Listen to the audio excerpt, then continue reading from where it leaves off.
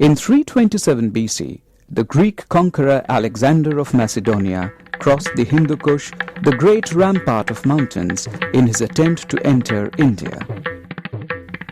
He used the Kawak Pass on the same eastern route used also by Timur and Genghis Khan. The formidable Greek army subjugated a significant part of northwestern subcontinent along the Indus Valley. But continuous warfare in an alien terrain and Alexander's lack of knowledge about its unique geography came in the way of further conquests. He had no cartographers to depend on, and uncertainty unnerved his soldiers. Indian heartland was spared the sword of one of the world's mightiest conquerors. The subcontinent of India, stretching from the Himalayas to the seas, was known in ancient Hindu sources as Bharatavarsha, or the land of Bharata, the great mythological king.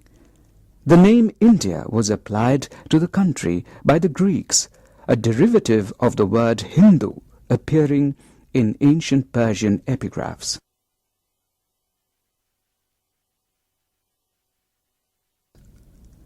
The geographical influence on Indian history is an integral part of most university curricula, but in recent years, geography or physiography have stopped featuring in the academic debates in Indian history.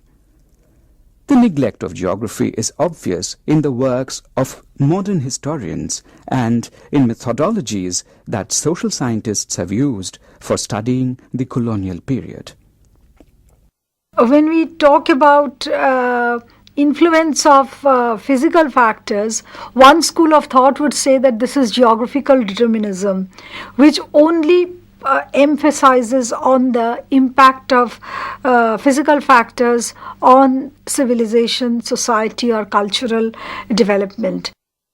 But there are historians who consider geography important enough in their study of history. The academic world has slowly felt the impact of their work. The inclusion of geography in historical works or semi-historical works first started in India when the gazetteers were being written in the late 19th century, in which geography was shown as a completely separate compartment. The factors of geography, these are not shown as having any influence over historical events. History was shown separately, geography was shown separately. In the wake of nationalism in the early 20th century, the same format was followed, excepting by one or two scholars. One was H. Blockman, who wrote a book on contributions to history and geography of Bengal, in which he almost followed the gazetteers, but in some lines, sometimes he had tried to show that there were certain influences of geography on the history of Bengal.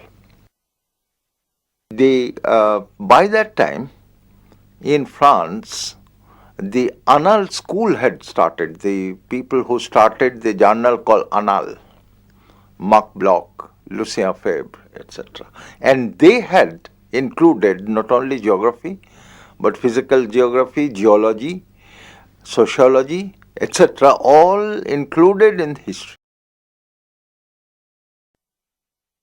Some historians of ancient India have taken up the study of geographical factors. D.D. Kosambi was the first to integrate geography closely into the study of prehistory and ancient history. Romila Thapar, D.N. Jha and Shireen Ratnagar have also woven geographical aspects into historical narratives. But the influence of geography on a wider national sense, as well as in an immediate local sense, has pervaded Indian history. But before we go into a detailed discussion of geographical influence on Indian history, let us understand India's physiography. Geographically, the subcontinent has been divided into four major physiographic regions: the northern mountains, the northern or the Indo-Gangetic Plains, the Deccan Plateau region with South India, and the southern coastal plains.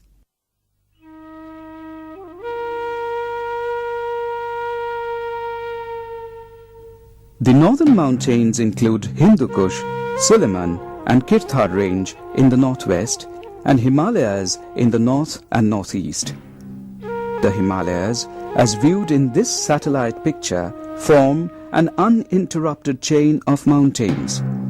This has given rise to the popular textbook notion of historical isolation of India by a natural wall. But this idea has also been contested from time to time. The Himalayas had passes, the Khyber, the Bolan on the west. On the east, there have been passes between Tibet and Nepal, which were used for cultural purposes, religious, trips were made through, trade carried on through the centuries here. And on the northwest, the passes were usually used prominently by invaders who came in. You can say from the Aryans, or if there were any tribes that did come in even before the Aryans. But invasions majorly took place from these northwestern passes before the British came by the sea. It is true that Himalayas have shielded India from the Arctic cold winds of Central Asia and Siberia, preserving the tropical nature of the country. In spite of the existence of the passes, accessibility to the Asian landmass was never easy, and according to historians, deterred large-scale invasions from the northern side. The mountains provided an intermediate border zone between India on the one side and China and Central Asia on the other. This abode of snow and celestial beings of Hindu and Buddhist pantheon was also never easily accessible. They were largely insulated from the political, social and economic life of the plains. The mountainous zones were in occasional political and military control of the empires of the north, sometimes under Ashoka, Harsha and the Mughals. But control was ceremonial rather than being effective. These stretches of Himalayan territory never came under the complete political control of any Indian entity until the coming of the British. The northern Indo-Gangetic Plains have been served by big rivers and their tributaries that receive a perennial supply of water from the northern glaciers. The glaciers have changed the landscape of the northern mountains by creating deep ravines or reducing elevations, opening up meadows in high altitude. Geologically, the northern plains have been formed by the filling in of earlier seas. These rivers have been a blessing to the cultivators as they bring in fertile silt and help irrigation.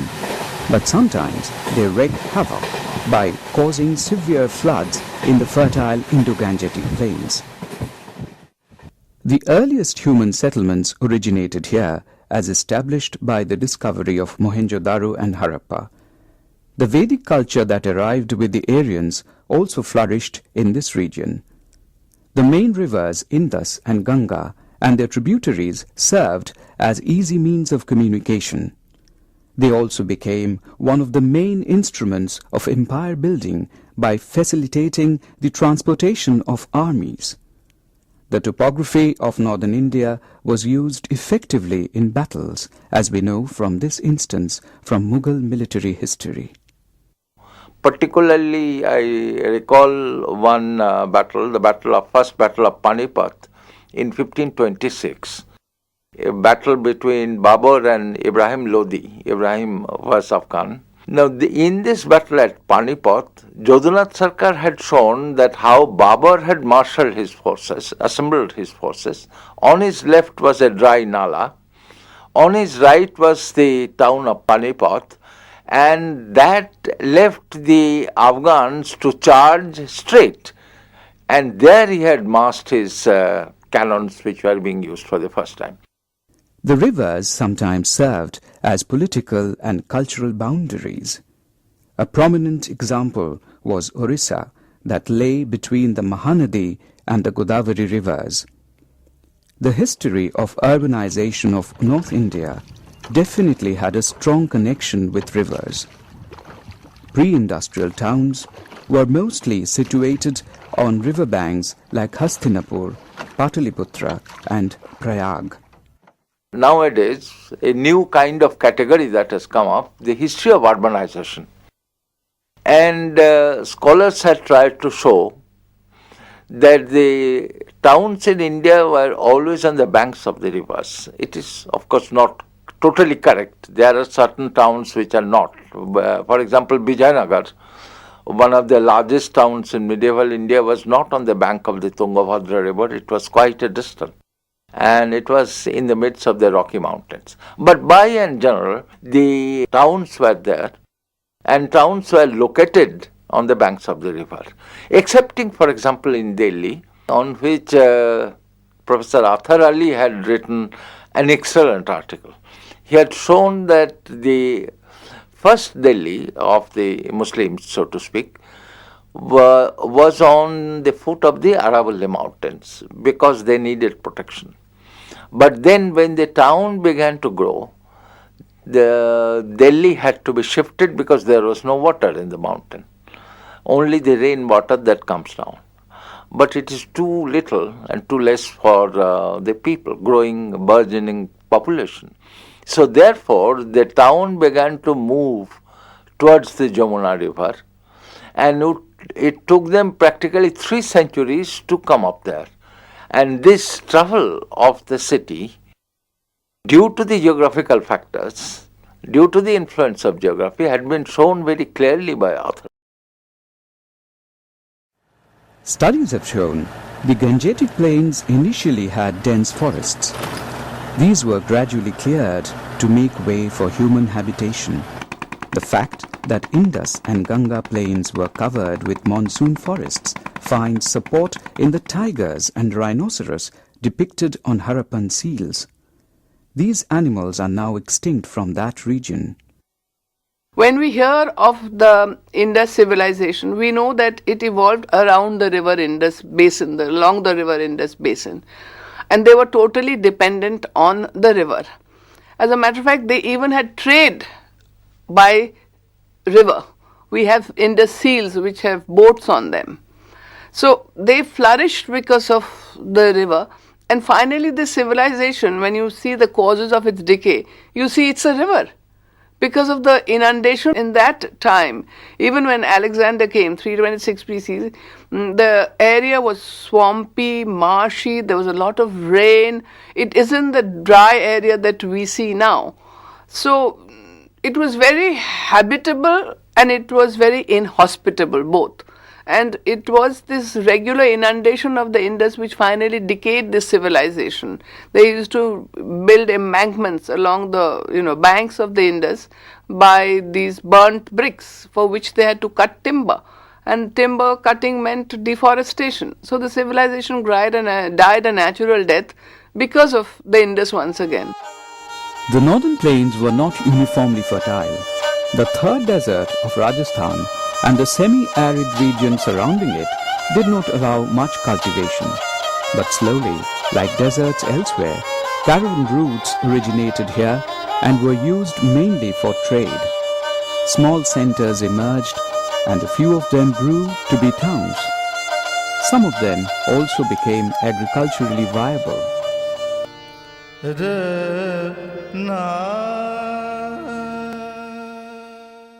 The plateau region of peninsular India, also known as the Deccan, slopes gradually from west to east. Its western brink runs parallel to the Arabian Sea at an enormous height. The Krishna and the Tungabhadra rivers divide the tableland into 2 parts, the Deccan Plateau region and the deep South India, which have played somewhat different roles in history. To an extent, you could say that the south of the Vindhyas have a different culture than north of the Vindhyas. But that could be because of, as you pointed out, not too much of frequent interaction between the people who came from the northwest. They wanted to settle in the Indian plains. Probably they didn't want to cross the Vindhyas, beyond which the Dravidian people, so to say, people of belonging to different culture, stayed, and they had their own own characteristics. So the penetration level might not have been as huge or as continuous or as, but there were, if one would not say that there was no connections, there were connections. So we have this movement of Saraswat Brahmins, that they've also lived in the south of the Vindhyans, through in the Konkan coast. So people have migrated, but obviously the roots of migrations are also being influenced by this, as you point out, physical barriers. Therefore, one would say that physical barriers does slow down the process of migration, because distance is a factor. The Deccan constituted a distinct and completely separate political identity of its own. The history of South India developed independently, occasionally converging with that of North India. The South Indian dynasties like Pallavas, Cholas, Chalukyas and Rashtrakutas thrived in the geographical isolation of South India. In course of time, the north came to represent the Aryan India, while south became the cradle of Dravidian culture. The central Indian mountain ranges, the Vindhyas and Satpuras, formed a physical barrier that historians say have prevented rulers from North India to completely subjugate the south.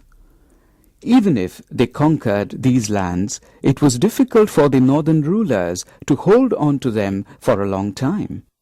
See, the Turko-Afghans, all beginning with Alauddin Khilji, they did come down to the south. Even Muhammad bin Tughlaq, he came down to Daulatabad wanting a new capital there, and he actually brought lock, stock, barrel from Delhi to set up a capital, and then he found various problems which were there because of geography once again.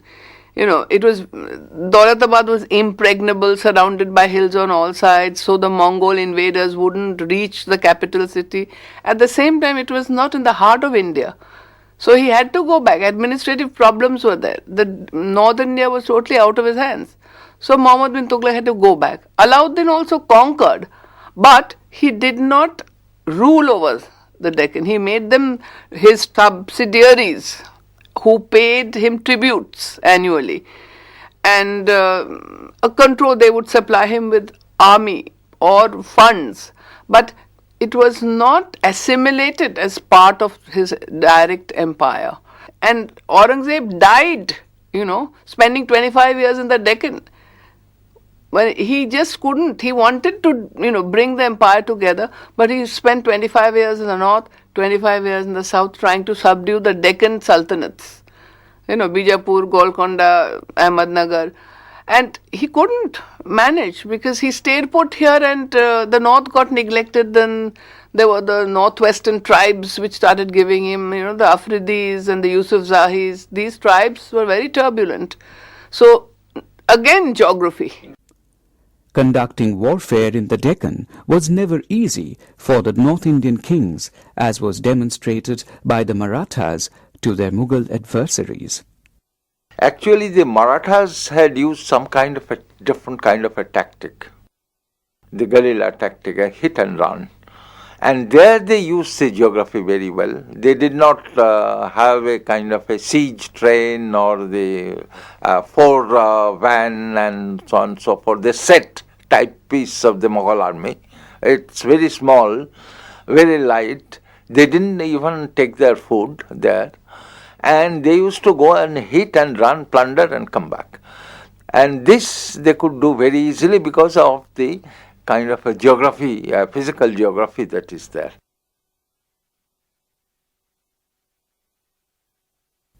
The peninsular region of India, with its eastern and western coasts, had a strong history of maritime activities. The eastern coasts, with its ports, were serving core areas like the Ganges Delta, Kalinga in the present Orissa, the deltas of Godavari and Krishna, and the Coromandel coast. These core areas were often the nuclei of kingdoms, like that of the Cholas, that had maritime ambitions and economies. The ports in the western coast were based in the core areas of Indus Delta, Saurashtra, Konkan and Malabar. These ports also served important kingdoms of western India like that of the Maratha Peshwas in late medieval period. The eastern coast was an important route from north to south for military as well as religious movement. Rajendra Chola came all the way up to Bengal along the eastern coastal route. Rajendra Chola came with his army to Bengal ostensibly because he wanted to bring back with him the waters of the Ganga. So he marched from the south via the Deccan, the eastern Ghats, Orissa, Midnapur into Bengal. And he took the waters and he went back. But portions of his army, they found Bengal to be so arable and so fertile, so easy to live, they stayed back. And Rajendra Chola went back and made his new capital, which he called Gangai Kondai Cholapuram, because of this. It seemed in those days almost an insuperable feat for a South Indian ruler to go as far as Bengal and bring the waters back. On the other hand, the army, the sections of the army which he left behind, they became later the Sena rulers of Bengal. It is the same route that was responsible for the movement of Buddhism from eastern India to South India and Sri Lanka. The ruins of Buddhist stupas along the eastern coast illustrate this point. Maritime contact between the western coast and West Asia date back to the 3rd millennium BC, with seafaring between Indus cities and Mesopotamia. The western coast has been home to a number of trading communities like Christians, Parsis, Arabs and Jews. Another geographical formation is now considered important, the coastal islands off the coast of Kerala and Sri Lanka. These are Lakshadweep, Minicoy and Maldives. They broke the fury of the incoming monsoons and were used as outposts for traders sailing in both directions. It is believed that along with the Himalayas, the sea contributed into making India a distinct geographical entity. Both these physical features prevented recurrent invasions and protected especially southern India and was responsible for its identity, culture and heritage. Ironically, the European colonial powers took the sea routes to gradually establish their authority and perpetuate it for over 3 centuries. Let's take the case of 1857. 1857 was a landlocked movement. The rebels did not come from the sea, neither they did come from the hills. They were inside. But what the English did, you would notice that the 3 ports, Calcutta, Bombay and Madras, they were never affected. And the steamship had just started a few years back. And the English could bring their troops from Burma, from Persia, from China, as well as from England very quickly through the sea. If the rebels had occupied those ports, then there would have been a problem. Therefore, the sea had played a very important role.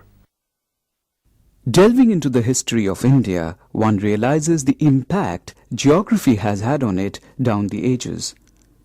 Physiography has not only influenced social and political formations, but most significantly also shaped the identity of the people. The importance of geography lies in the fact that I am an Indian from West Bengal and I speak a different language, I eat different food because geography has given me a riverine culture. I am fish eating and the people of Kerala too are fish eating and coconut eating because why? They are also coastal. So it is the geography of a place that makes the people who they are. We know that a country's present is profoundly influenced by its past. What India and its people represent today may not have been possible without its unique physiography.